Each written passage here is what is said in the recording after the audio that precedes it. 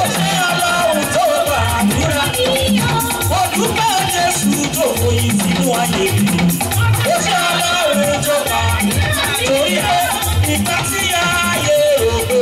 lọ tó kúkú ṣubú lẹ̀ níwájú mi ìwọ ló tọ́ ọmọlẹ̀ rẹ látọ̀run tó kúkú mi padà wọnú ayé mi lọ ọba ṣẹ́ lọ́hùn tó bá àdúrà mi o.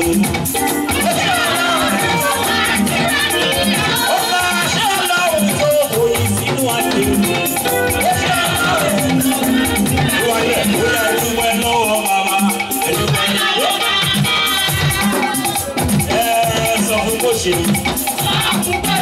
Ìdúpẹ́ lọ́wọ́ bàbá o. Sọ fún bó ṣe. Gbogbo ènìyàn. Ìdúpẹ́ lọ́wọ́ bàbá. Sọ fún bó ṣe. Bóyá ìdúpẹ́ lọ́wọ́ bàbá o. Sọ fún bó ṣe wọ̀. Ìdúpẹ́ lọ́wọ́ pọ̀ sí mi. Bóyá sọ fún bó ṣe wọ̀. Torí pé ó pé òkúta kúrò ẹnu bó ti ayé mi ọba alárò ti ẹ̀ka ọlọ́run mi ò dá sáàbì orí yìí orí ògo orí ayọ̀. Torí pé ìgbà tó dá wa síbò ìyá ìbẹ̀rẹ̀ bàbá ó jẹ́ ara tẹ̀mí pẹ̀lú àpò rẹ̀ tó dájú ṣe. Orí yìí orí ògo.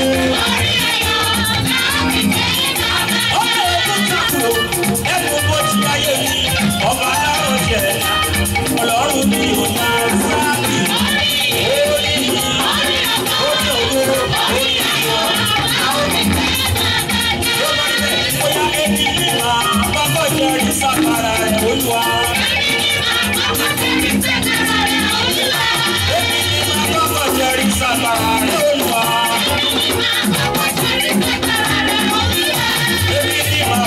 Ṣe tẹ̀sí fún ìtòsọ́ra. Èmi ni màá bàbá jẹ́ ìsàkàrà. Ṣé èmi ni màá bàbá jẹ́ ìsàkàrà? Bàbá mi lè lò ó. Èmi ni màá bàbá jẹ́ ìsàkàrà. Bàbá mi.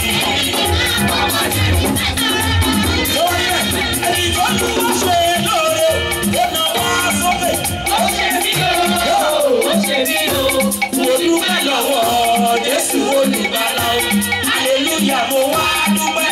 Ènìyàn ló ayé alága mẹ́fà tó jáde láyé. Mo máa ti dúpẹ́ lọ́wọ́ Jésù.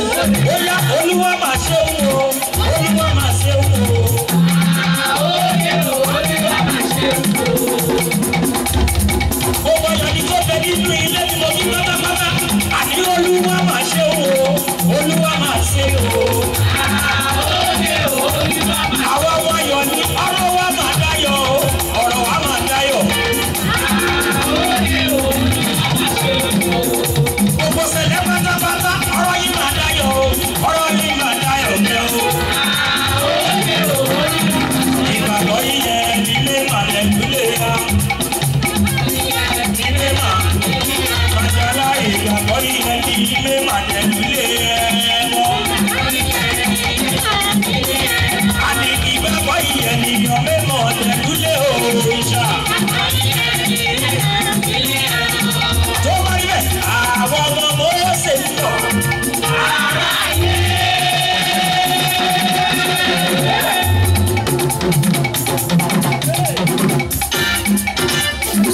Àwọn ọmọ Mósè ń bọ̀. Àwọn ọmọ Mósè lé o. Oya ẹni bẹ̀rẹ̀ gbọ́dọ̀ wá sókè. Ire owó. Ẹni máa bẹ̀rẹ̀ gbọ́dọ̀ wá sókè o. Ire owó. Ẹni èmi bẹ̀rẹ̀ gbọ́dọ̀ wọ́ mi o. Ẹ̀wà wo ohun tí Jésù ṣe. Ẹ̀wà wo ohun tí Jésù ṣe. Hallelujah ṣe. Alẹ́ ṣe lè wí. Ó máa ń ìrànwọ́ rẹ̀ sí wa. Ẹ̀wà wo. Alágbára gíga. Ẹ̀wà wo ohun tí Jésù ṣe.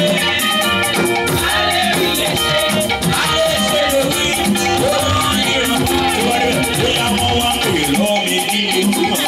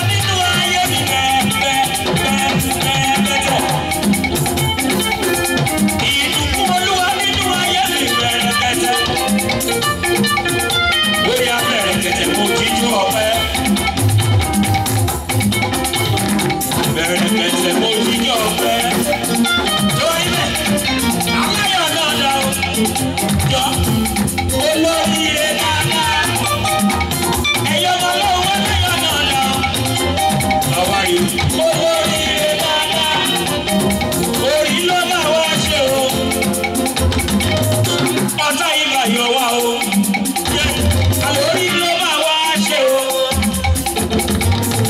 Ọ̀tá ìbá yọ wá o. Wọ́n rí bẹ̀, ó yà aláyọ̀ aláyọ̀ aláyọ̀ lọ. Aláyọ̀ aláyọ̀ aláyọ̀ lọ wá. Ẹnikẹ́ni tó bá bomi jẹ́ fúrúgbì o. Ó dàbí lóhùn òun tó bàbá yọ wá. Bàbá ti fi jó sí wà lẹ́sẹ̀ o. Ó lè tún bẹ̀rẹ̀ sí wá lẹ́nu o. Òun la ṣe jó. Bàbá fi jó sí wà lẹ́sẹ̀ o. Òun mẹ́rin. Ó lè tún bẹ̀rẹ̀ sí wá lẹ́nu o. Àbí sọ fún ààrẹ ìyáyọ. Ààrẹ ìyáyọ. Àbí sọ fún ààrẹ ìyáyọ. Lòdòdó ilé wà ní ìwọ̀lẹ̀ òyà lòlòlòlòlòlò. Nọ́ọ̀sì máa gbọ́ ẹlẹ́rìí ayọ̀ ti dé. Lòlòlòlòlòlò. Aláyọ̀ ṣé ń pọ̀ mí ẹlẹ́rìí ayọ̀ ti dé. Lọ́mọ ló wá láyé ẹ, Olúwa ló ti pèsè ọmọ fún ẹ. Ọmọ ní agbẹ́sẹ̀ ní gbọ̀ngàn, bàbá mi ló ti pèsè ilé fún ẹ. Bóyá aláyọ̀ aláyọ̀ aláyọ̀ ni ọ. Aláyọ̀ aláyọ̀ aláyọ̀. Ó rí bẹ́ẹ̀, ẹgbẹ́ ìkọrin mọ́, àní ó ti mọ́ mi lára. Ìfàyè Jésù lógo. Ó sì mẹ́rin lára, bébí máa ń lọ wá ní lògo, èmi ò lè sọ tí ó ti mọ́ mi lára. Omi lọ wá, ìgbà yìí Jésù lògo, ọmọ Jésù lèmi, ó ti mọ́ mi lára. Bébí máa ń lọ wá ní lògo, ó ti mọ́ mi lára. Ìgbà yìí Jésù lògo, ó sì mọ́ mi lára. Bébí máa yí bàbá mi lògo, ó ti mọ́ mi lára. Kí n máa yí Jésù lògo, ó ti mọ́ mi lára. Kí n máa yí bàbá mi lògo. Praise the Lord. Kò tí ì tó, it's not good enough. Praise the Lord. Ìwọ tọ́lọ́run dẹ̀mí ẹ sí you that God has spared this life up to this moment, the 11th month of the year. Praise the Lord. Kò tó gbogbo ayé gbọ́dọ̀ bẹ gbé Jésù ga. Everything that is living in you and unliving must praise God. Praise the Lord. Please be seated. Ẹ jẹ́ ká jókòó.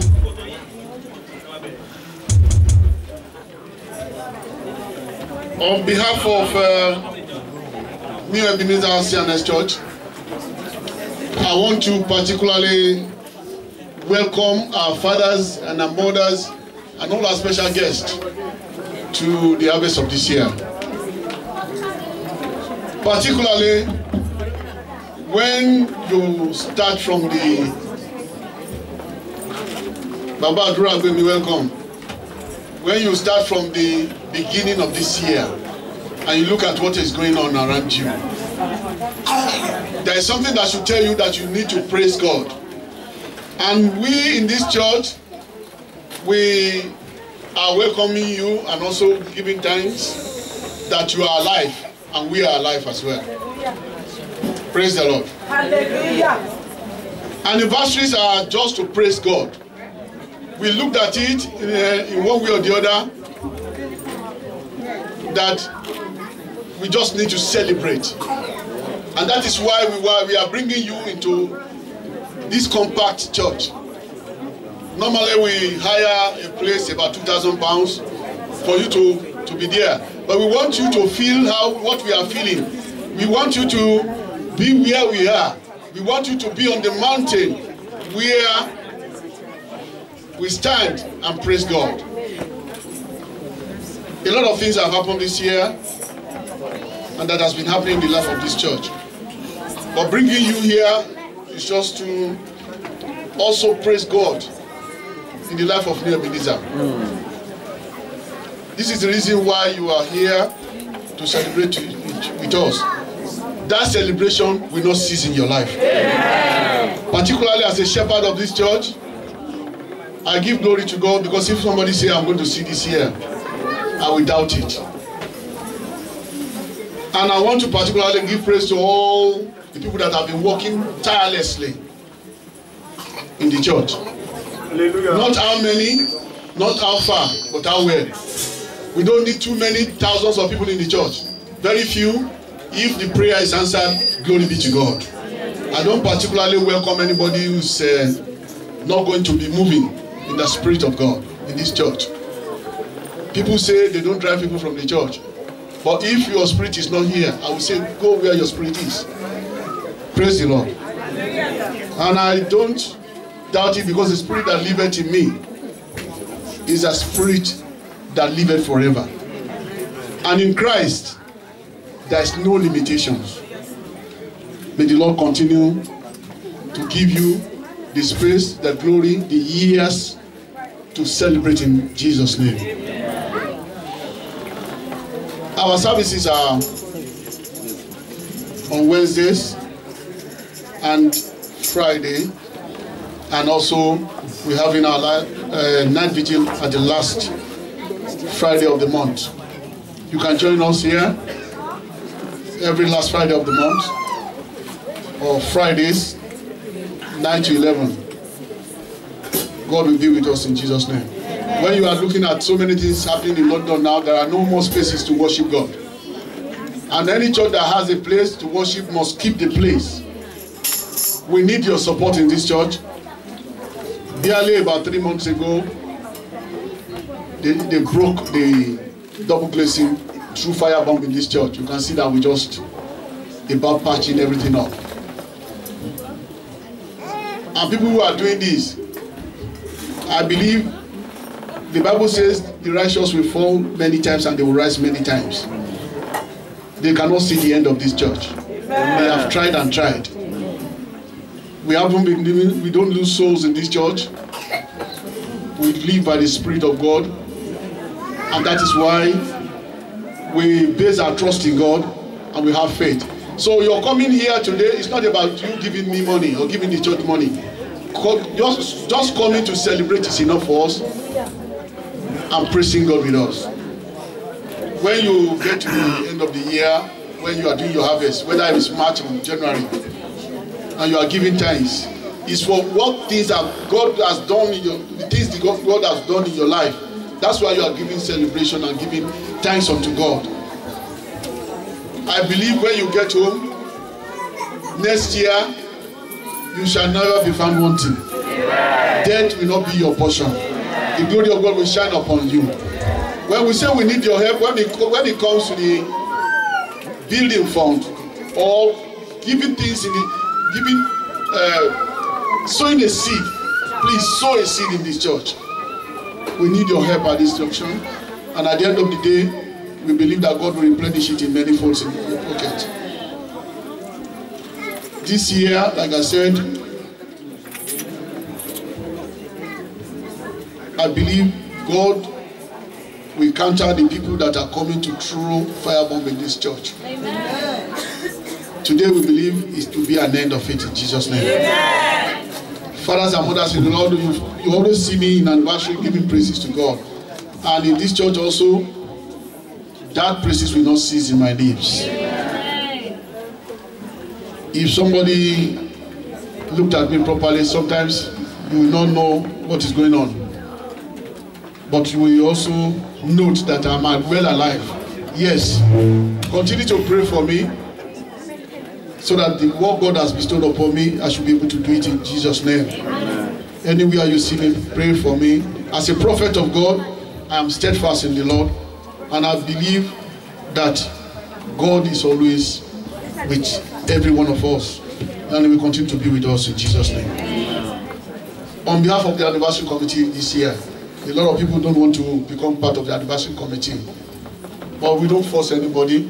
For those who have done it, I believe new things will come into their life in Jesus' name. Amen. For those of us who every year sow in this church, we believe you are seeing the mark every year, and you continue to see the mark of goodness and mercy in your life in Jesus' name. Amen. For those who are going to sow again, I believe that goodness and mercy of God will not cease in your life in Jesus' name. At the end of the day, may I once more open up by saying, glory be to God for you coming here today, for me seeing you in this church. I appreciate everybody, and I will continue to appreciate you. Next year, in Jesus' name, I will see you. Amen. Next year, all the things that you're asking God to do in your life, He will perfect it. Amen. Not only that, He will do a new thing. Amen. We'll go to our yiri. We'll go to our sheni, nidile and Iboko, nidile babati yayi, nidile ebi Ọlọ́run á fi bẹ̀ gbogbo yín wò.